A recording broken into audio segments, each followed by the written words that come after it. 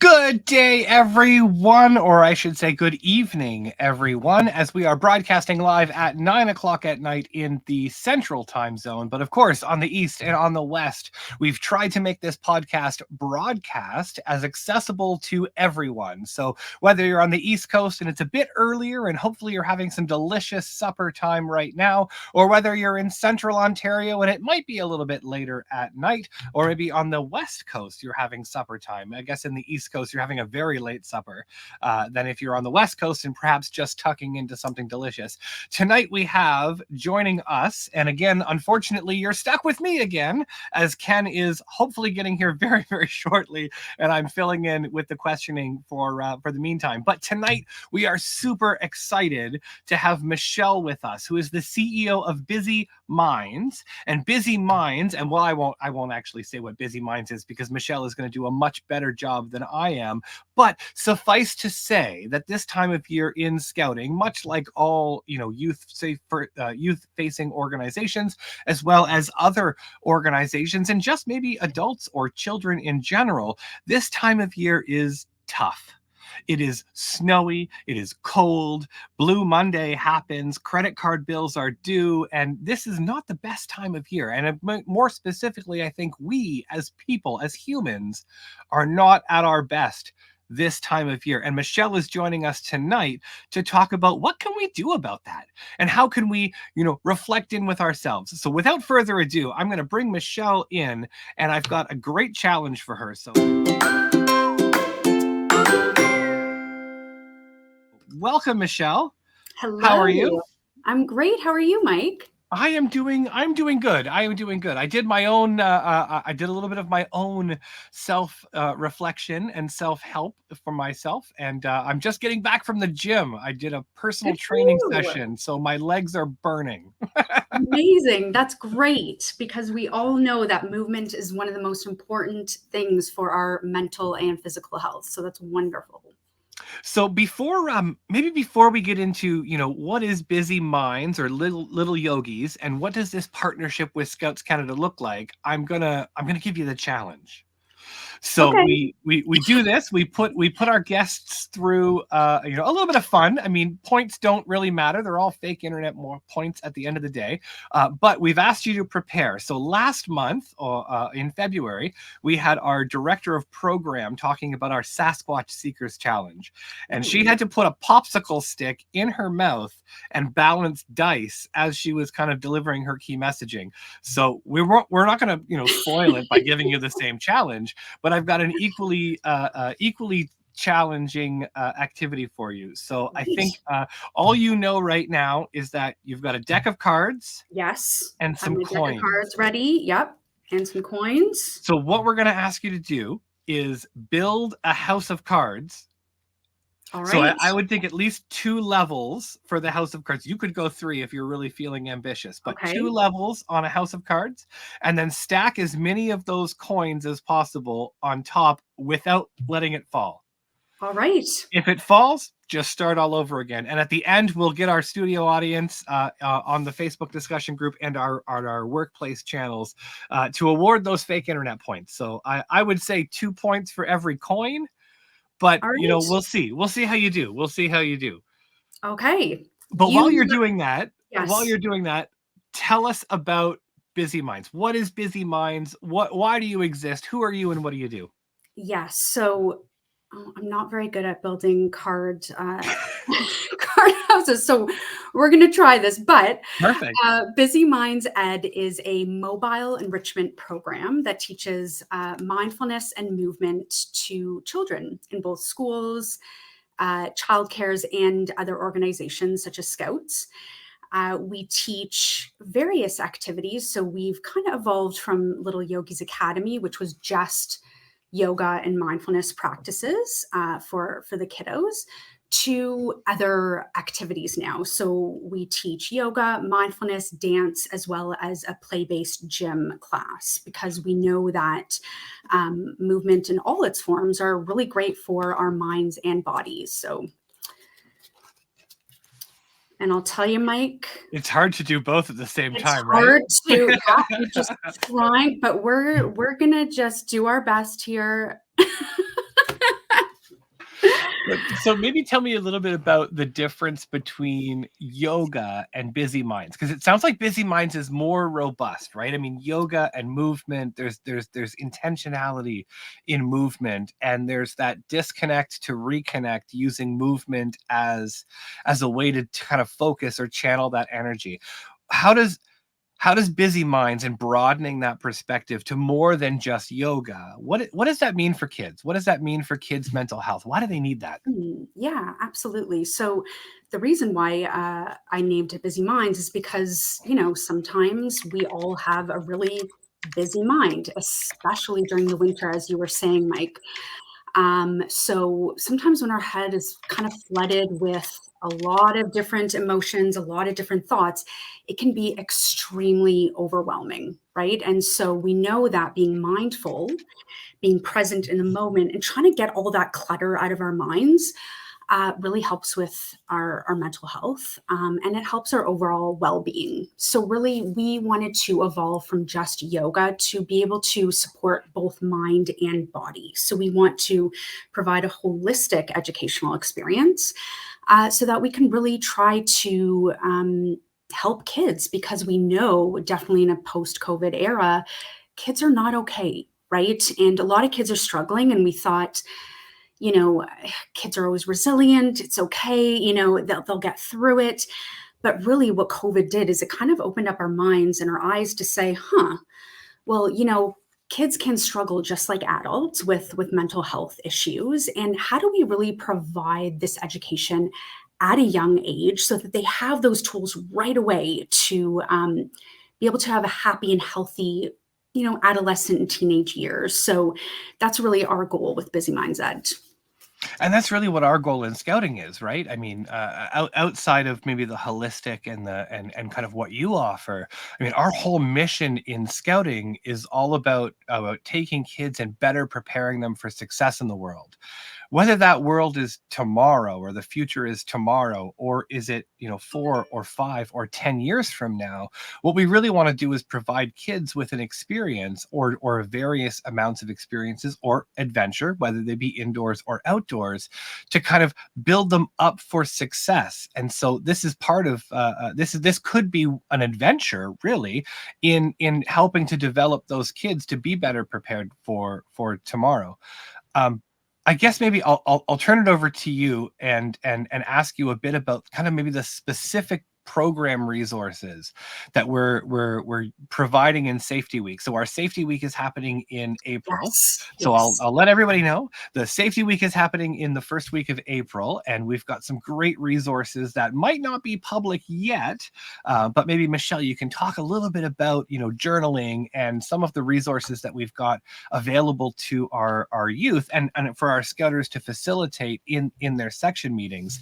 And I see that Scouter Ken has put the backstage on, so I'm going to replace my video with Ken's, and he can kind of Great. continue on as we move forward. But maybe, Perfect. yeah, you can talk a little bit about these resources that we have. Yes, absolutely. So we are so thrilled to be. Hi, Ken. Hi. Welcome. We are so Thanks. thrilled to be partnering with Scouts Canada for Safety Week this year. So we're going to be providing various activities and resources so that the Scouts can really experience what mindfulness is, experience a little bit about gratitude, and just help really foster a happier and healthier generation. So we have a few things that we're going to be providing, one being a guided mindfulness relaxation exercise. So we provided that to the Scout leaders, and really it is a guided meditation. So they have a script to read, and they can facilitate that meditation for the Scouts. And one thing to note is, for the Scouts, many of them, this will be their first time experiencing mindfulness, right? Or meditation. So it's really important for the Scout leaders to really have that discussion, ask them, have you ever done a meditation before? Have you ever practiced mindfulness? What is mindfulness? And then after the guided meditation, really chatting about, okay, how did that make you feel? Let's talk about the various things and the various emotions that it really brought up for you. So it'll be a really great experience. No, that sounds awesome. Yeah. And we also have a gratitude journaling exercise for the scouts, which is wonderful. We know that practicing gratitude is really great for our mental health. It really decreases anxiety, depression, and just really helps us get into a better mood. So there's a little gratitude journaling exercise where they can write down, what am I grateful for today? Describe what I'm grateful for in a drawing, right? What are the three best things that happened to me today? And when we do that, we really are able to shift our mindset to a more happy mood. So if you think about it in the winter, we can kind of feel kind of down. Maybe it's really gray every day, it's cold weather, we're getting up, we just don't feel like leaving our house. And it kind of puts this dark cloud over our heads. And it can be very difficult for a lot of people. So, what gratitude does is it kind of shifts our mindset and says, yeah, I have a lot of great things in my life. I have a roof over my head. I had 3 meals today. I have a family who loves me. Just simple things that we kind of take for granted every single day can really put things into perspective on how really lucky we all are. Absolutely. Yeah, it's funny you mentioned that because, of course, like right now, for my family, it's the season of Lent, leading up to Yeah. Easter, and that was Yeah. one thing that my wife encouraged all the kids to take on as like a thing during Lent was, you know what? Here's a notebook, and so everybody's like been trying to do like a little gratitude journal over the course of the last Nice. few weeks and into the next few. So I totally agree. It's an excellent frame of mind, and actually just I can think of like a lot of like spiritual directors and counselors that I know and have spoken with, talk about how like gratitude, if you can't get into anything else, get into the habit of gratitude because you're exactly right. It will reframe your mind so much to just stop and be able to find something that you are thankful for. Exactly. And what I love about Scouts is that, a lot of your activities and a lot of your programming happens within nature, right? And so we know that nature can kind of naturally help us feel grateful for the natural earth, the world, the natural earth. It's like, wow, we are actually here on earth. Look at this beautiful nature surrounding us. And we really incorporated a lot of that into the guided mindfulness meditation. Hmm. We ask the children to close their eyes and really picture themselves in a natural surrounding, and we like to call it their happy place. So Hmm. think of, your happy place, right? And I grew up as a scout. I went to summer camp, I went to scouting camp, and I absolutely loved it. And I always felt so calm and so happy when at camp by the water in a natural Hmm. surrounding. So we try to do that with the guided meditation and say, hey, look how lucky we are, and this is really your happy place, and you can really come back to this happy place at any time, whether you're stressed, upset, those big emotions really are really present that day. Go back to your happy place. Yep.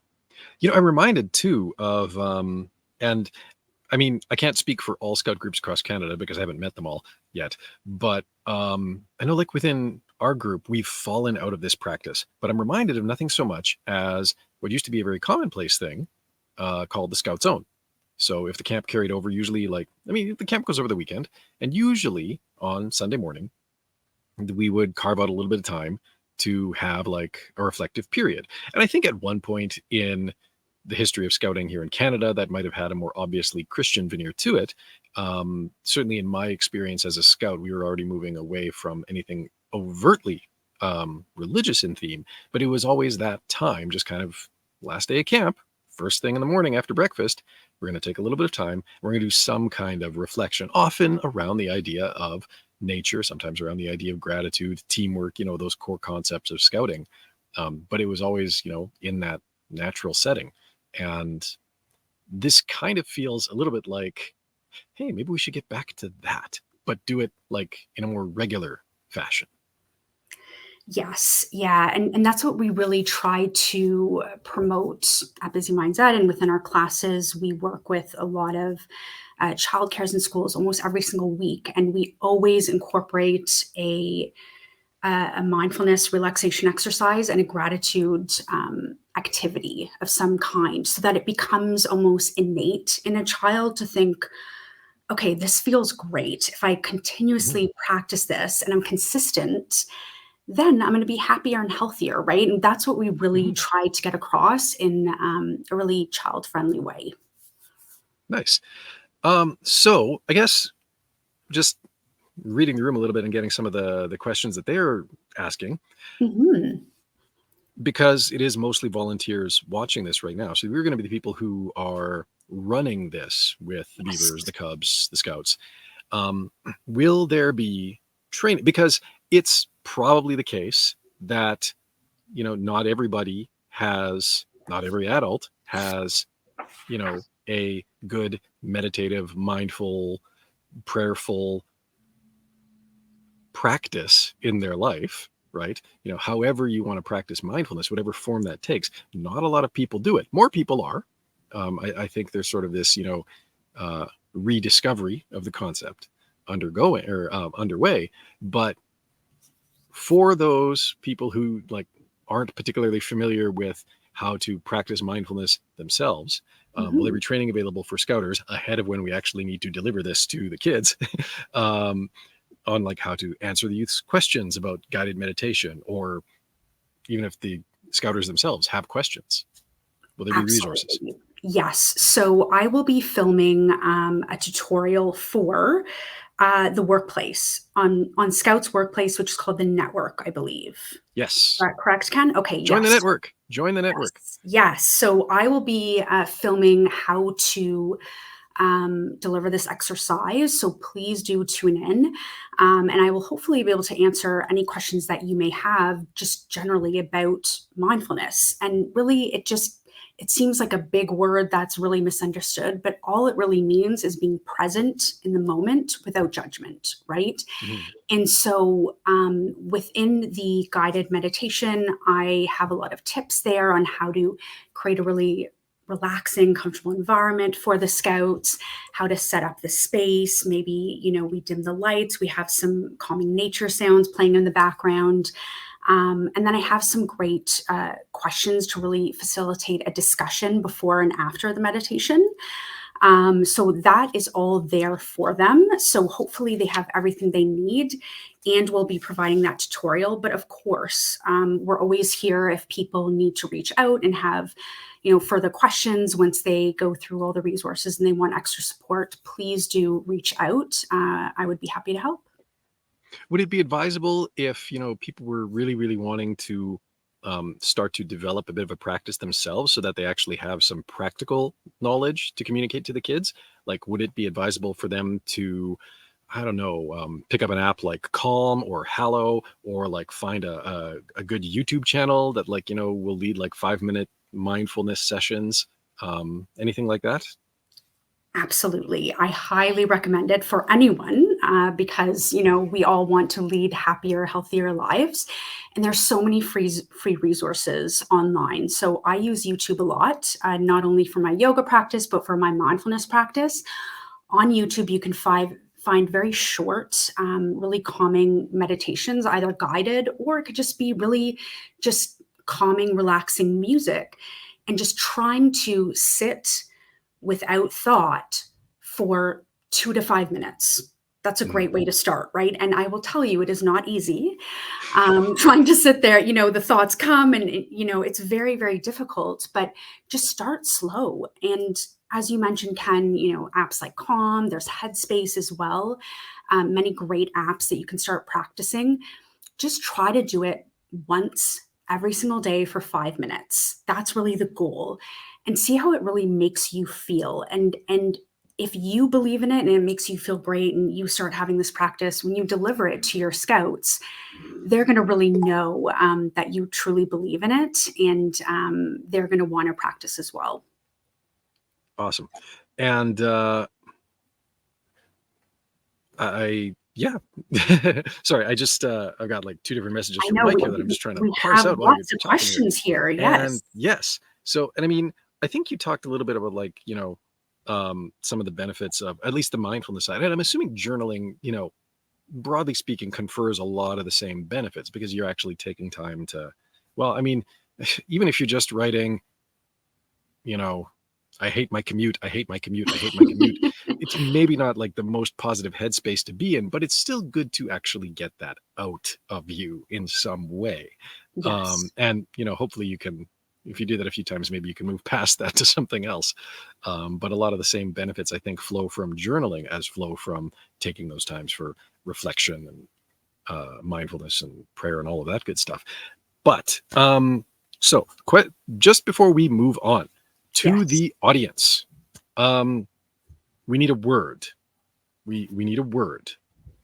And as we move forward, or even a couple of words, I think last week we were doing like 5, and that was a lot to juggle. But, a couple of words, if you could just kindly throw them into the chat, because we should very much like to challenge Michelle to work the words into future replies. And there are apparently points being scored here. So, Yes. And Ken, that's I how we do this.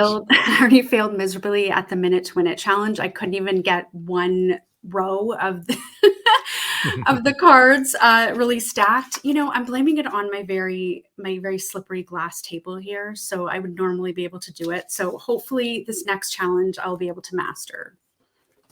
All righty. Well, actually, so this is a good question because, obviously we are broadcasting this on the network, but the main audience is coming from Facebook, far and away. Right. That is like the biggest collection of Scouters. So it's through the Scouts Canada discussion group that most of the audience is coming in and submitting questions. And it is absolutely awesome that you're going to be doing the training resources through the network.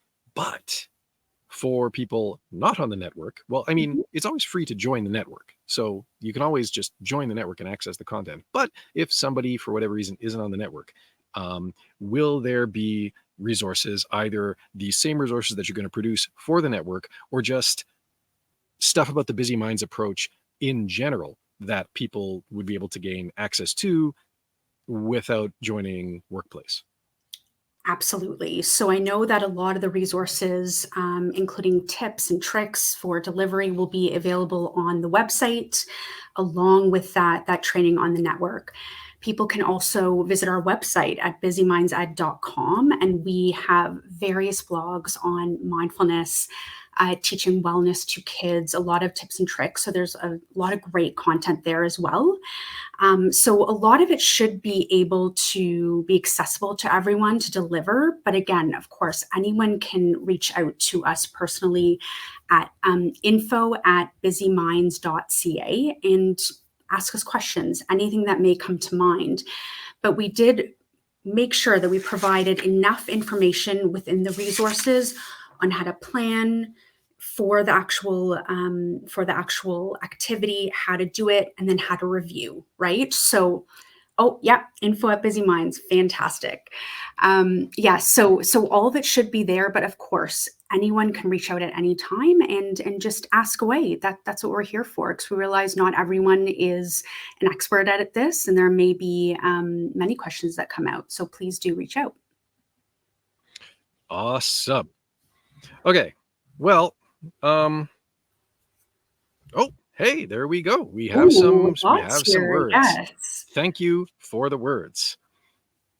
I was worried that we weren't going to be getting any words. I was like queuing up Microsoft Copilot. We were going to be like, this is the first podcast with AI generated content, but this is better. So, all right, as we move on, we'll have to incorporate these. Perfect. Try and incorporate some of these words. So this question's been kind of sitting in the queue for a little bit, but in your opinion, and I think you kind of spoke to this a little bit earlier when you were talking about, your own experiences through scouting, but, in your opinion, is it better to meditate indoors or outdoors? That's a great question. And I'm trying to include these words in my answer, but Really, there's no bad place to have a peaceful meditation. That could be indoors. Maybe you're sitting next to a clock and it may be ticking, and that would be really distracting. So, you want to be in a place that is distraction free, right? So, no grizzly bears running around you. And perhaps, to be comfortable, maybe that's lying down or sitting up. You may need a blanket on you to stay warm, because as soon as you start thinking about, ooh, my body's cold or I'm uncomfortable, that's when our minds start to wander. So you want to be as comfortable as possible, whether that's indoors or out. I highly recommend practicing mindful relaxation outdoors because you're surrounded by nature, all the beautiful butterflies, the trees, and the water. All those calming sounds really help your nervous system calm down. And if you're like me, woohoo! If you're like me, anytime you're near water, or if you're in a forest by trees, it instantly calms your nervous system. So just imagine trying to do a mindfulness meditation outdoors. It's going to be a lot easier than when you're indoors with a bunch of distractions around. I see some comments rolling into the effect of, now I don't know about forest bathing. I mean, I have, done Yes. backcountry bathing before. I wouldn't recommend using a glacial stream as any kind of key to mindfulness. It is the opposite of that. But, now blanket forts, on the other hand, I Okay. can see the appeal. Love that. Yes.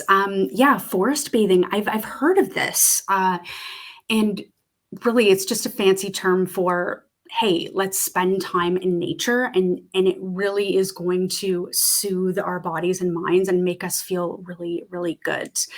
And that's, again, I keep going back to what I love about Scouts, but I wish more organizations, more schools really spent more time outdoors with kids, because we know how good it is for us. So I highly recommend forest bathing. There you go. Of course, it helps to have a forest nearby, which can be a challenge in Yes. some communities. But Absolutely. but Yeah. I was very spoiled where I grew up, because a block south of my house, there was just this lovely little patch of forest. And Beautiful. yes, spent a lot of my youth in the trees. Amazing. But you know what? What's great about many cities is that there's a lot of like hiking trails right in the city, or Green just space. parks, a lot of green space. So it doesn't have to necessarily be a forest. Just get outdoors, get somewhere where Yeah. there's just something green, right? Not concrete. I live in Toronto, so I know a lot about concrete and all the buildings, but there's so many great trails and green spaces within Toronto, right? And most cities do have that. So highly recommend it. But yes, and I mean, we talk about forests, but I mean, it could be, there are other settings that are more than I think conducive to this sort of thing.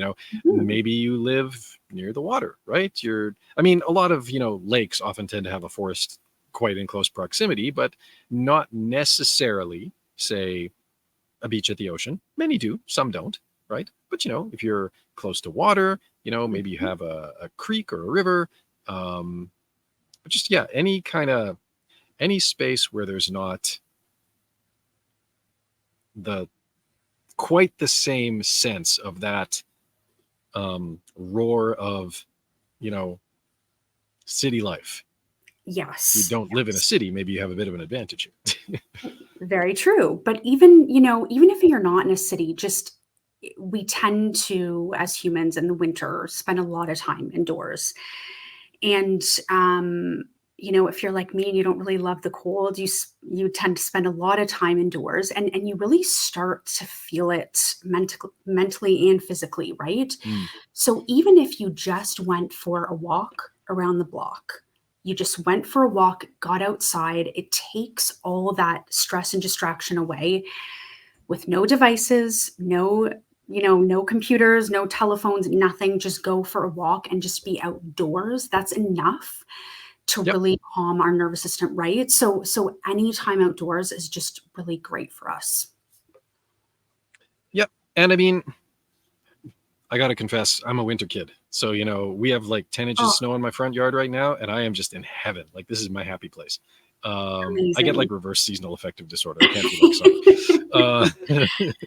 But someone was just commenting, can you forest bath in the city too? And I mean, I guess you could. It's just, the whole concept, which Michelle has sort of reiterated a few times, is just being able to be free of distraction. Can you do that in a city setting? You absolutely can. You can do that in just about any setting, really, if you're willing to be a bit forward thinking and a bit conscious about it. So, for me, I mean, yeah, I could easily go for like, a nice 30 to 50-minute walk around where I live. And as long as I'm thinking ahead a little bit about, which street or path I turn down and which one I don't, I'm going to avoid all the major arteries where all the traffic is. I'm going to avoid some of the busier places where, like, the hockey guys are going to be out shooting pucks at the boards because there's a bunch of rinks around the area. Mhm. So with a little bit of forethought, yeah, I can absolutely find a route through the city that I live in that is going to be relatively distraction free. And then obviously, making the additional conscious step, maybe I'll leave my phone at home. Or alternatively, if I'm bringing it with me, I'm going to throw the AirPods in, I'm going to queue up something on Hallow, and I am just going to, let that carry me for the next 20, 30, 40 minutes, because it's going to go through some sort of guided thing that's going to, try and help me either empty out my thoughts or focus my thoughts on a particular thing. And, other apps, Calm, Mind Space, or with the other one you mentioned there, Headspace. Calm Headspace is a great Yep. one. They all have that sort of coached approach where, they'll suggest that, and it is very challenging to like completely blank your thoughts out. But sometimes a lot of them seem to opt for a very good start, which is, okay, well, let's pick like a particular little concept to think on, something very simple. And we're just going to hold this in mind for the Mhm. next 3, 5, 10 minutes. Yes, I love that. And the whole topic of, just getting out and walking and being outdoors, we often chat about going on a mindful walk, right? So if you're going outside and, you're in nature, hopefully, um, the great part about it is that it makes you naturally mindful, and children are really the best at this. So, especially if you're a parent or a scout leader, you notice you're taking the kids on a trail walk, and they're all stopping and really, observing everything. And as an adult, you're like, you may be rushed. You live in the city, you've got to get to work. You're like, no, no, no, let's go, let's go. But kids, they're naturally mindful. That's what we have to get back to, right? So taking a walk, observing things. Maybe it's like looking at the pattern in a leaf, looking at a beautiful tree, looking at all the beautiful, patterns within that tree. Just that exercise rather alone is kind of taking all the clutter away and bringing us back to the present moment, Yep. which is what mindfulness is, right? So that, again, just paying attention to where you are, because if you're like me, busy mind, you're going on a hike and you're thinking of 1,000 things that you have to do. Maybe it's like, oh, I have to do the laundry, I have to cook dinner, I have to go grocery shopping, all these things. But really, let's just live in the present moment, right? Yep. Notice things around you. Just, it's going to help us all just be a lot calmer, healthier, and happier if we do that. Yeah. And I think actually that brings us into another question here that's kind of come up, which is, so to your thinking, and I mean, I actually think this would be a really cool thing to do if there was a way to do it effectively. Mhm. I know some groups may already do this. I think at one point, some of the groups that I've been in or the sections I've been in try to do this with varying degrees of success. But, obviously we're going to be doing this through like the current challenge that Scouts Canada is putting out to its groups. But is this something that you would recommend that we as Scouters, as volunteers, try to incorporate more regularly into the program, weekly, every couple of weeks, just as like a regular part of it, because, there's a tangible benefit for the youth there? Yes, absolutely. Well, you're asking the lady who runs the mindfulness program, so absolutely. Yeah, of course you're going to. Yeah, of course. But, I guess. But all Yeah. jokes aside, of course, yes. And the best part about it is it just can be so easy, right? Just as I was saying, you're taking your scouts out on a hike, you're doing something.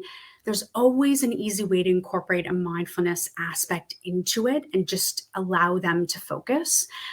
So the whole thing is consistency is key, right? So if we just practice this, once every 6 months, we're not going to see the benefits, right? So if you can practice it at least once a week with the scouts, and making sure that every time you're with them, there's just always, even if it's a 5-minute exercise, maybe you do that gratitude journaling activity at the start or at the end of each session, right? It can only be a few minutes, but if you regularly practice that and we're consistent, that's when you start to really see all the benefits and reap those rewards. So highly, highly recommend that they do it often as they can. Yep. And I mean, you spoke to sort of the next part of the question too. Should mindfulness be a routine? Absolutely. That's yes. And I mean, because with the routine comes sort of that transformative benefit of the exercises in the first place, which we talked about a little bit earlier on, right? When you start with that gratitude, like over time, if you're consistent about it, if you're just constantly looking for those things to be thankful for, it does over time shift your thinking. It does over time shift you towards a bit more of a positive frame of mind. So absolutely. If you can incorporate it into the weekly routine, if you can encourage it daily, it's something that you can challenge your scouts, or even just, your own kids, right? If you have just kids at home who aren't part of scouting, like they would benefit from this too. And, maybe as a wrap-up question, and I apologize if this was already touched on in the podcast, but do you have kids yourself? I do. Yes. I have 2 boys. Brilliant. So, in your own life and in their lives, is there any particularly standout tangible benefits that you've seen that mindfulness has brought in your home? Absolutely. So what I often try to teach my boys to be mindful is a lot about, self-regulation and big emotions, right? So I have a 5-year-old and an 8-year-old. So as they're growing older, we go through a lot of those big emotions, big tantrums, right? So in the moment, things feel very, very big and overwhelming. So I always go back to the breath. So breathing is a very big one within mindfulness, right? So whenever we're very stressed, overwhelmed, we tend to really take shallow, shallow breaths within our chest. And you may notice that, right? So you're working and you feel it. You absolutely feel it. Absolutely feel it, right? So everyone should make a conscious effort to take those big, deep belly breaths, as I tell my boys and my students, right? Take a big, deep breath in through our nose and fill our belly with enough air that it's almost like filling like a balloon, right? So you want to fill it right up and then slowly release. So whenever we're feeling those big emotions, we like to do our 5 deep breaths. We call it our high 5 breathing. And it does take time, but the more you remind them, you say, okay, we're having big emotions, we're really upset. Let's go back to our high 5 breaths. Then they start realizing, okay, when I'm very upset and overwhelmed, I can take my big deep breaths and I'll feel better. And a lot of people say, well, just breathing is natural. We all breathe, what does this really do? But you will see once you start being very in tune with your breath, and every day you're trying to really take those big, deep breaths, you're going to start feeling so much better. So if kids at a young age can learn that, just that one little tool, that's going to carry that with them throughout their lives, right? So I always try to just weave mindfulness or breathing or yoga into our daily routines wherever we can. But we have so many great suggestions, activities, and even free resources on busymindsed.com, but also littleyogisacademy.com.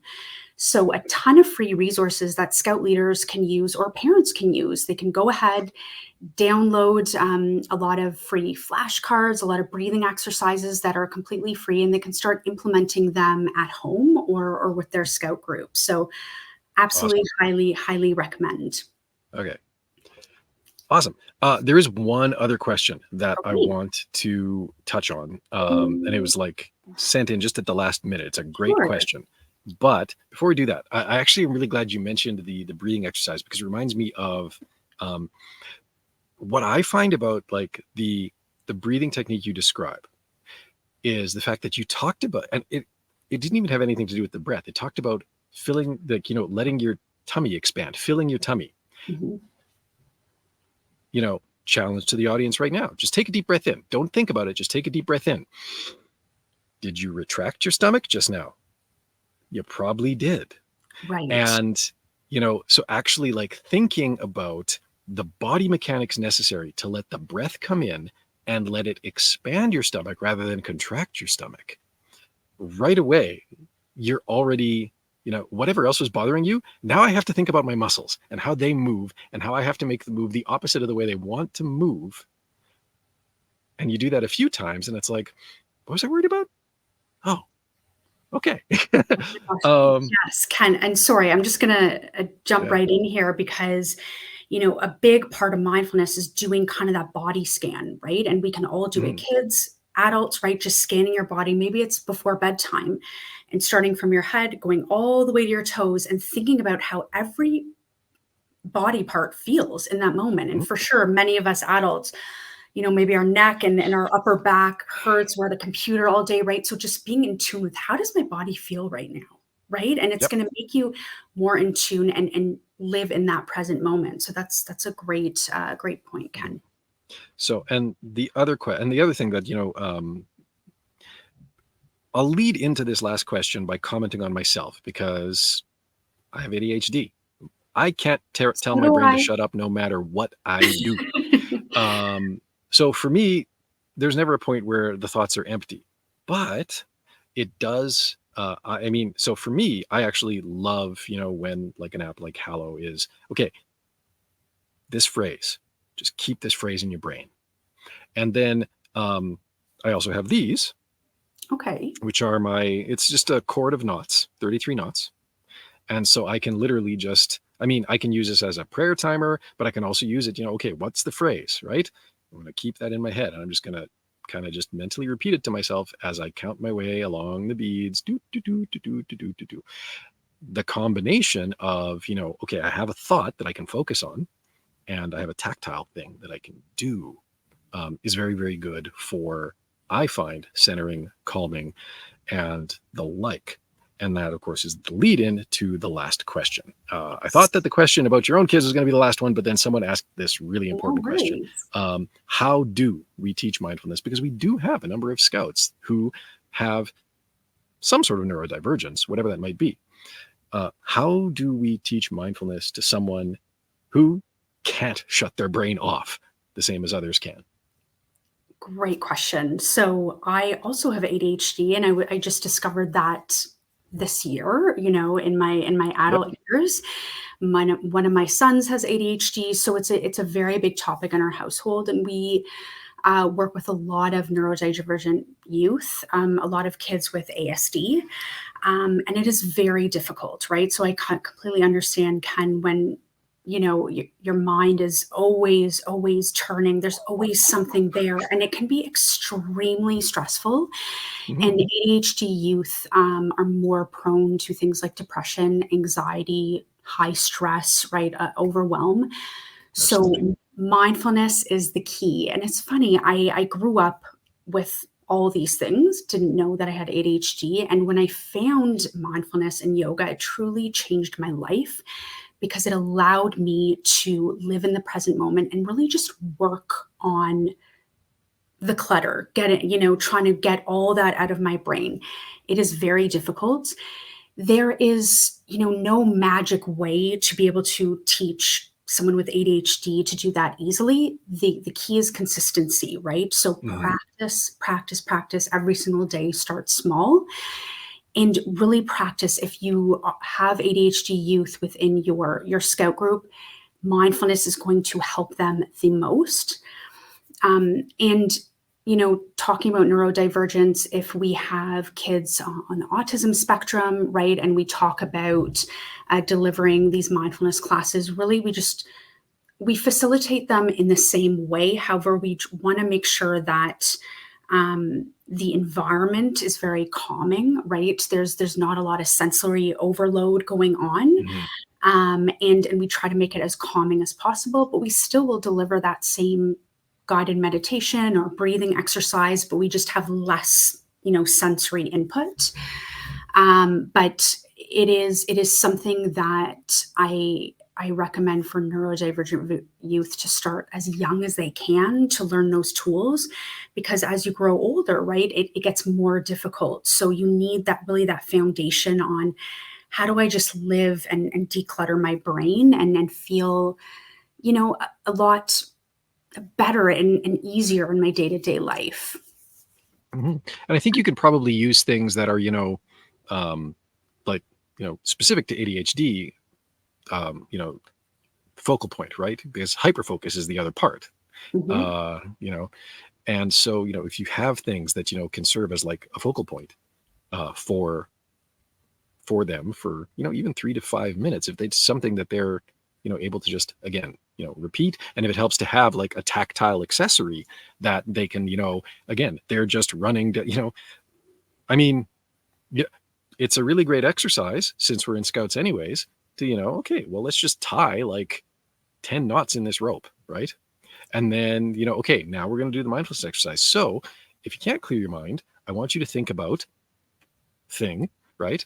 And then I want you to, take a deep, hold the knot, take a deep breath in, think about the thing, let your breath out, move to the next knot, deep breath in, think about the thing, right? And just kind of say the thing in your head 10 times as you move down your knots that you just tied. Breathe in, breathe out, like just sort of give them that pattern, and they can repeat the pattern. They can fixate on the pattern for like, a couple of minutes and keep going. I love that, Ken. Absolutely. I mean, we know that things like fidgets are great for kids with ADHD, right? So if they're having a hard time lying down or sitting in the meditation, which is likely going to happen, if they have something they can touch, something tactile they can fidget with, they're more likely to be able to last a little longer within the meditation. Also focus, right? Just like you said, Ken. So if you're in a room, maybe they can't close their eyes and do a visualization. Maybe you tell them to focus on, the lamp in the room and just really focus on that lamp and just being in the present moment and trying to declutter their mind. So you're right. There's various ways that you can really adjust for neurodivergent youth, but if Scout leaders have particularly challenging group, they can reach out to me and I can offer some assistance or tips and tricks for their group and how to really facilitate these activities. Please do reach out and I'd be happy to help. Awesome. Well, I think I know I have kids to get to. Yes. They need to go to bed. I'm sure you do as well. Yeah. So you have your own family to attend to. So thank you so much for this. And thank you again to Mike and Scouts Canada for facilitating this, and Mike for running interference for me while I was driving back from curling, picking my kids up from the wrap-up party. The things we do. And thank you again so much, Michelle, for coming on, for explaining this, and for partnering with Scouts Canada to like bring this to the program, and giving us something that hopefully will be kind of an enduring part of the program, or a framework for having some kind of enduring part of the program where we do sort of reincorporate reflection and mindfulness back into the program, because I think, at least in my own experience of scouting, it is something that we have gotten away from, and it would be good to get back to it. Absolutely. So, thank you so much. Thank you, Ken. Thanks for having me. Yeah. And thank you out there for listening on Facebook, on the workplace, the network. And until next time, be prepared.